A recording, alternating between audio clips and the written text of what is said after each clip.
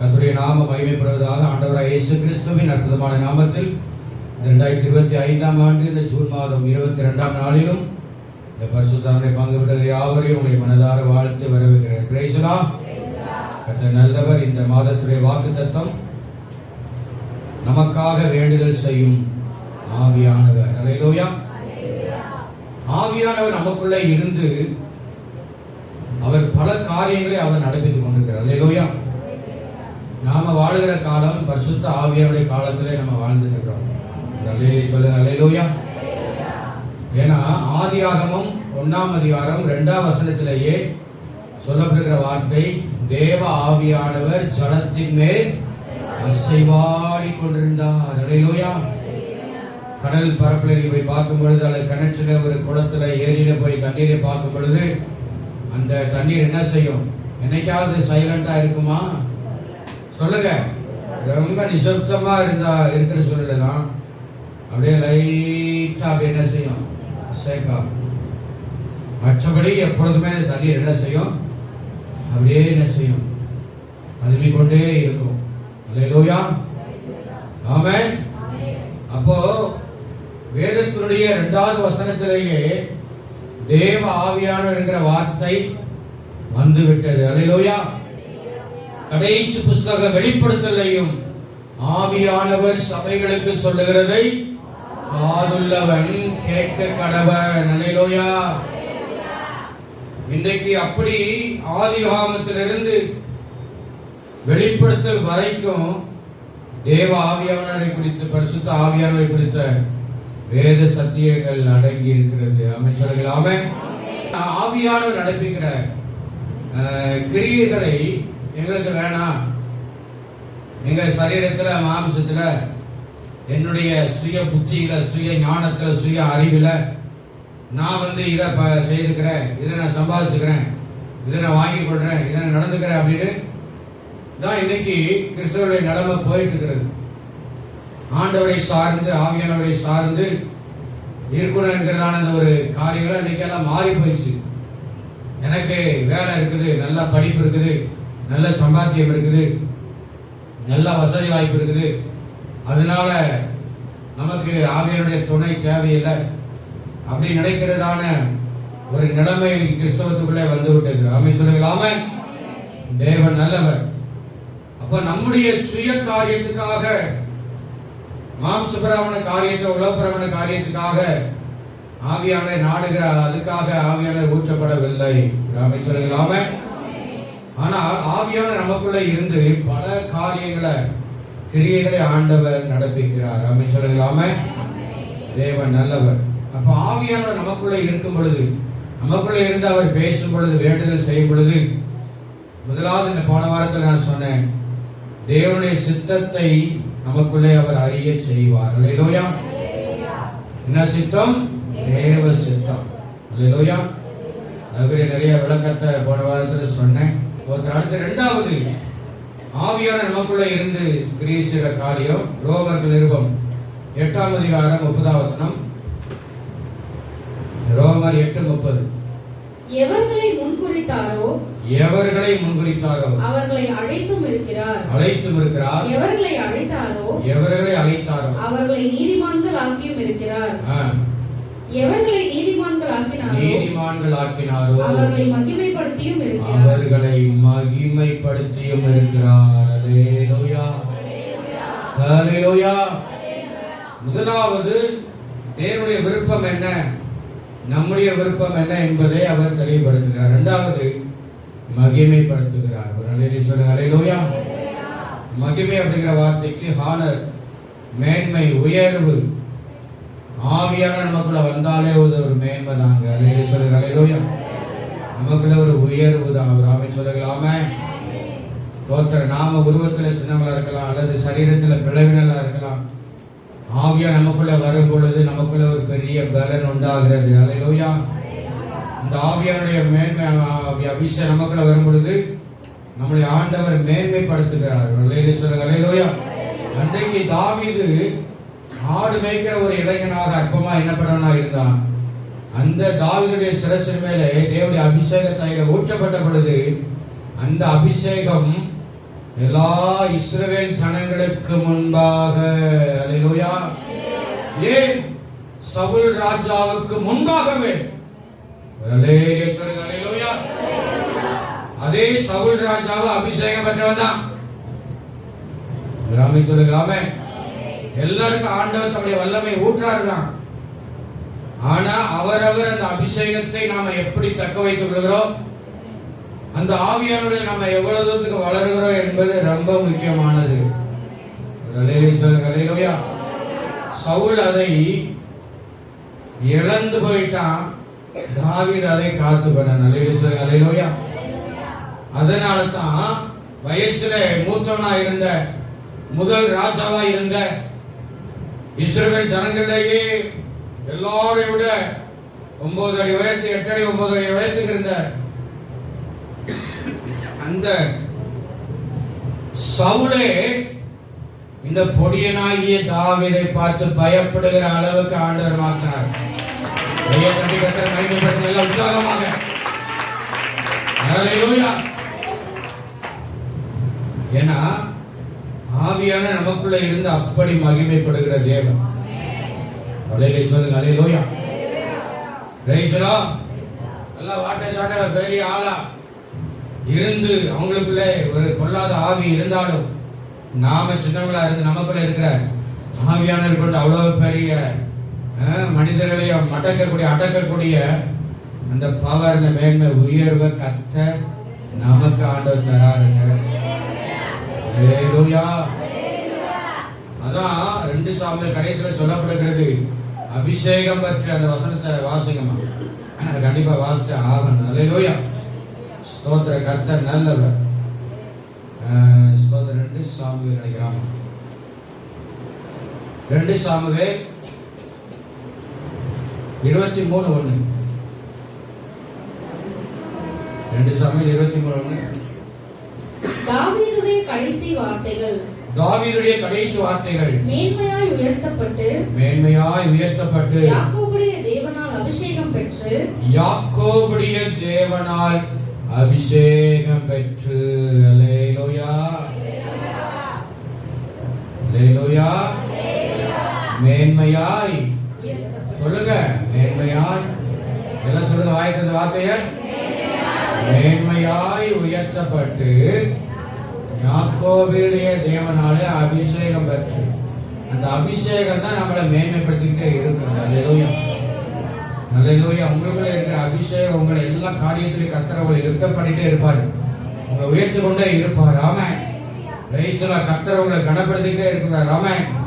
அவர் உங்களை பலப்படுத்திக் கொண்டே இருப்பார். அல்லேலூயா. அதனால ஆவியானவர் நடப்பிக்கிற காரியங்கள் எக்கச்சக்கமா இருக்குது. அதுல ஒரு சில காரியத்தை தான் நாம தியானிச்சுட்டு இருக்கிறோம். அல்லேலூயா. பாருங்க, அபிஷேகம் பண்ணப்பட்ட 2 பேரும் அபிஷேகம் பண்ணப்பட்டதான், சவுலும் சரி தாவீதும். சவுல் அதை இழந்து விட்டான், தாவீது மேன்மையாய் அபிஷேகம் பெற்று உயர்த்தப்பட்டான். அல்லேலூயா. அந்த உயர்வு மேன்மை எத்தனை பேருக்கு வேணும்? அல்லேலூயா. அல்லேலூயா. அந்த அபிஷேக தைலம் உங்க மேல இறங்கும் பொழுது, அல்லேலூயா, அவர் என் தலையை எண்ணெயால் அபிஷேகம் பண்ணுகிறார்னா தாவீது சங்கீதம் 23 சங்கீதத்துல அவர் அனுபவத்தோடு அவர் எழுதி வச்சிருக்கிறார். அல்லேலூயா. Praise the lord. உங்களை ஆண்டவர் மேன்மைப்படுத்துவார். நீங்க சும்மா சம்பாதிக்கிறீங்க, எல்லாம் தேவையில்லை சந்திக்கப்படுது அப்படிங்கிற அதுலயே நீங்க திருப்தி அடையக்கூடாது. அல்லேலூயா. ஆவியானவர் தருகிற மேன்மைய, உயர்வை, கனத்தை நீங்கள் பெற்றுக்கொள்ள வேண்டும். அல்லேலூயா. அல்லேலூயா. அப்ப நமக்குள்ள இருக்கிற அந்த அபிஷேகம் மற்றவர்கள் என்ன செய்யும்? அது வெளிப்படும். அதுதான் மேன்மை, உயர்வு என்பது. அந்த அபிஷேகம் உங்களுக்குள்ள இருந்துன்னு சொன்னா எந்த இடத்துல இருந்தாலும் உங்களுக்குள்ள இருக்கிறதான அந்த கர்த்தருடைய கிரியை மற்றவர்களுக்குள்ள என்ன செய்ய வெளிப்பட்டு கொண்டே இருக்கும். அடுத்த 3வது இந்த காரியத்தை சொல்லி முடிக்கிற இன்னும் 2 முக்கியமான காரியங்கள் இருக்கிறது. ஸ்தோத்திரம். அதே ரோமர் 8ஆம் அதிகாரம் 31ஆம் வசனத்தை வாசிப்போம். ரோமர் 8:31. இவைகளை குறித்து நாம் என்ன சொல்லுவோம்? என்ன சொல்லுவோம்? தேவன் நம்முடைய பட்சத்தில் இருந்தால், தேவன் நம்முடைய பட்சத்தில் இருந்தால் நமக்கு விரோதமாய் இருப்பவன் யார்? நமக்கு விரோதமாய் இருப்பவன் யார்? அல்லேலூயா, அல்லேலூயா. தேவன் நம்முடைய பட்சத்தில் இருந்தால், அப்ப இந்த இடத்துல தேவன் அப்படின்னு சொல்ற காரியம் என்ன? ஆவியானவர் நம்முடைய பட்சத்துல இருக்கும் பொழுது. அல்லேலூயா சொல்லுங்க. அல்லேலூயா, அல்லேலூயா. நமக்கு விரோதமாய் இருப்பவன் யார்? இந்த குறிப்புக்கு, இந்த காரியத்துக்கு சிம்சோனை நாம் உதாரணமாக எடுத்துக்கொள்ளலாம். அல்லேலூயா, பிரைஸ் தி லார்ட். சிம்சோனின் மேலே கர்த்தருடைய ஆவியானவர் வந்து இறங்கினார். அல்லேலூயா. தேவனுடைய ஆவியானவர் வந்து இறங்கின உடனே என்ன நடந்துச்சு? எதிரிகளை பந்தாடினா இந்த சிம்சோன். அல்லேலூயா. அப்படியானால் நமக்கு விரோதமாய் எழும்புகிற எல்லா காரியங்களையும், விரோதமாய் எழும்புகிற மனிதனுடைய கிரியைகளை, விரோதமாய் ஏவப்படுகிற எல்லா காரியங்களை, நமக்கு விரோதமான என்னென்ன காரியங்கள் இருக்கிறதோ எல்லாத்தையும் ஆண்டவர் ஜெயக்கொள்ள அவர் உதவி செய்வார். அல்லேலூயா. இன்னைக்கு நம்ம வாசித்த அந்த வேத பகுதி சங்கீதக்காரர் சொல்லும்போது என்ன சொல்றாரு? சங்கீதம் 27ஆம் சங்கீதம் 2ஆம் வசனம், என் சத்துருக்களும் என் பகைஞருமாகிய பொல்லாதவர்கள் என் மாம்சத்தை பட்சிக்க என்னை நெருக்குகையில் அவர்களே இடறி விழுந்தார்கள். எனக்கு விரோதமாக ஒரு பாளையம் இறங்கினாலும் என் இருதயம் பயப்படாது. என் மேல் யுத்தம் எழும்பினாலும் இதிலே நான் நம்பிக்கையாய் இருப்பேன். அல்லேலூயா. எனக்கு விரோதமாக சொல்லுங்க. எனக்கு விரோதமாக சொல்லுங்களாமே எதிராக. Price the Lord. ஸ்தோத்திரம். Who can be against us? நமக்கு எதிராக எந்த சக்திகள், நீங்க வேலை செய்கிற இடத்துலயோ, நீங்க படிக்கிற இடத்துலயோ, நீங்க இருக்கிற இடத்துலயோ, குடியிருக்கிற இடத்துலயோ, நீங்க வசிக்கிற எல்லைகளிலேயோ உங்களுக்கு விரோதமாக எந்த கிரியைகள் எழுப்பினாலும் சொல்லுங்களாமே எல்லாவற்றையும் முறியடிக்கிற அந்த பவர், அதுதான் பரிசுத்த ஆவியுடைய வல்லமை. அப்படியான நாம மாம்சத்துல என்ன சொல்லக்கூடாது? போராடக்கூடாது. எதுல போராடக்கூடாது? மாம்சத்துல வஞ்சிக்கிட்டு போராடக்கூடாது. ஆவியிலே நாம போராட வேண்டும். சொல்லுங்களாமே. Praise the Lord.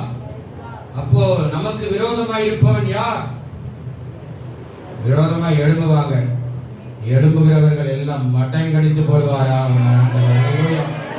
எழும்புகிற கிரியைகள் எல்லாம் ஆண்டவர் ஒன்றுமில்லாம பண்ணிடுவார். கைகள் தட்டி.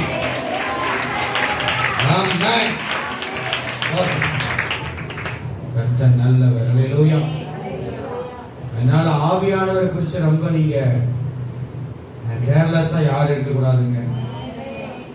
அல்லேலூயா. ஆவியானவரை துணையை தயவு செய்து நாடுங்க. நீங்க அன்றாட நாம ஒவ்வொரு நாளும் காலையில எழும்புறோம், ஏன் தான் இந்த பொழுது விடியலும், நைட்டு தூங்க போகும்போது ஏன் தான் இந்த இரவு வருதோ, இந்த பகல் வருதோ. ஆமென். இந்த அங்கலாய்ப்பு வருதா வரலையா? பேசலாம். நேரு அங்கலாய்ப்பு ஆண்டவர் ஆராதனை நேரத்தில் கர்த்தர் உணர்த்தினாருங்க. ஸ்தோத்திரம். கர்த்தர் இந்த வார்த்தைகளை தொட்டா நீங்க சாட்சியா சொல்லணும். வந்து ஆணையத்துல முன்னால வந்து எஸ். ஏன்னா நம்ம மாம்ச பலத்துலதான் நீங்க ஓடிட்டு இருக்கிறோம். மாம்ச பலத்தை வச்சு நம்மளால வண்டி ஓடாது. ஆவியின் பலன், ஆவியான துடைய என்ன செய்யணும்? பெற்றுக்கணும். அல்லேலூயா. பொழுது விடுதா ஏன் பொழுது விடியுது? இரவு வந்தால் ஏன் இந்த இரவு வருகிறது என்று சொல்லி அப்படி கலங்குகிற அங்கலாய்க்கிற இப்படிப்பட்ட ஒரு காலகட்டங்களில் வாழ்க்கை அப்படியே ரொம்ப வருத்தத்தோடு வேதனையோடு, அன்னைக்கு செங்கடலை கர்த்தர் பிளந்த உடனே இஸ்ரவேல் ஜனங்கள் எல்லாரும் கரையேறினார்கள். அந்த கேப்ல அந்த பார்வோடைய ரதங்களும் குதிரைகளும் போன பொழுது அந்த இடத்துல போக விடாதபடிக்கு அந்த ரதங்களும் அந்த குதிரைகளும் அப்படியே என்னது தடுமாறி போற அப்படிப்பட்ட ஒரு சூழ்நிலை என்ன செய்து இருந்தது. ஆமென் சொல்லலாமே. அப்படிப்பட்ட சூழ்நிலையில நாங்க ஆவியானுடைய பெற நமக்கு தேவை. அல்லேலூயா. ஆவியானுடைய ஒத்தாசை நமக்கு தேவை இருக்கிறது. அல்லேலூயா சொல்லுங்க. அல்லேலூயா. ஆவியானுடைய பலத்தோட நீங்க காலையில எழுப்பி ஜெபித்து வேலைகளை செய்யும் பொழுது ஒரு புதிய உற்சாகம், ஒரு புதிய பலன், ஒரு புதிய தெம்ப ஆண்டவர் உங்களுக்கு தரவர் நல்லவராக இருக்கிறார். அல்லேலூயா. விரக்தியோட வெக்ஸாகி போயே வாழ்க்கையை கடத்தி கொண்டிருக்கிற அன்பான தேவனுடைய பிள்ளைய இன்னைக்கு ஆவியானவர் சொல்றாரு, ஆவியானுடைய துணையை, ஆவியானுடைய பலனை பெற்றுக்கொள். நம்முடைய மாம்சம் பலவீனம் உள்ளது, ஆவி உற்சாகம் உள்ளது. அல்லேலூயா. அல்லேலூயா. உலகத்தா மாம்ச பலத்துலதான் ஓடிட்டு இருப்பான். தேவ பிள்ளையில நாம அப்படி ஒரு நாள் இருக்கக்கூடாது. ராமே சொல்லுங்க. நாம தேவ பலத்துல தேவனுடைய ஆவியுடைய வல்லமையில நாம என்ன செய்யணும்? வளர பெருக கர்த்தர் நமக்கு உதவி செய்வார். அவர் பேசலாம். ஆகவே 3 காரியத்தை தியானிச்சோம். முதலாவது தேவ சித்தத்தை அறிய செய்கிறார். 2வது நம்மை மேன்மைப்படுத்துகிறார் ஆவியானவர். 3வது விரோதமாக இருக்கிற எல்லா கிரியைகளையும் அழித்து போடுகிற ஆவியானவர். அல்லேலூயா. இந்த வார்த்தைகள் அன்பான தேவ பிள்ளைகளே, நீங்கள் பரிசுத்த ஆவியானவரை விசுவாசிங்க. இயேசுவை ஒருமனப்பட்டு கர்த்தரை நோக்கி ஆண்டவரை ஸ்தோத்திரம் பண்ணுங்க. ஒரு பிரசன்ன ஏதோ ஒரு மகிமை வரும். அல்லேலூயா. வித்தியாசமான ஒன்றை நீங்க அனுபவிக்க உணர்வீங்க. அவர்தான் பரிசுத்த ஆவியானவர். அல்லேலூயா. அனுபவத்தினுடைய கர்த்தர் ஒவ்வொருவரையும் நடத்துவாராக. Price the Lord. God bless you. கர்த்தர் ஆசீர்வதிப்பாராக.